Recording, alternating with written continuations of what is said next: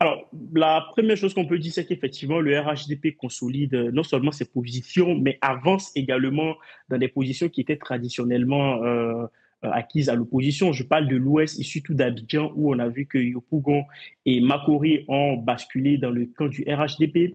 Donc, à l'heure où on parle le RHDP, si on compte, on anticipe les potentiels indépendants qui vont rejoindre le parti, ils ont à peu près 200 députés, voire même un peu plus parce qu'ils ont à peu près 180 sièges et ici on compte une vingtaine d'élus indépendants qui vont les rejoindre. Le RHDP sera à près de 200 députés à l'Assemblée nationale. Il y a 255 sièges, ce qui fait qu'il y a une majorité écrasante.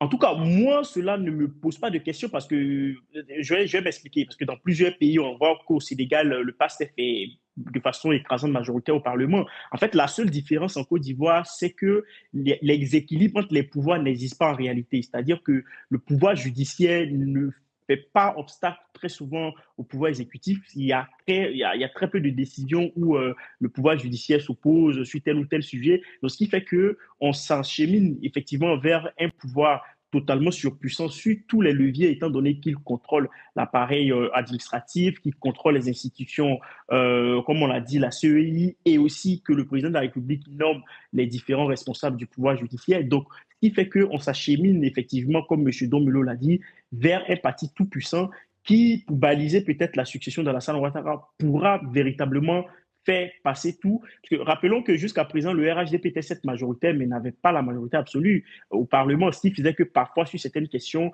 ils étaient obligés de discuter avec l'opposition. Ce n'est plus le cas.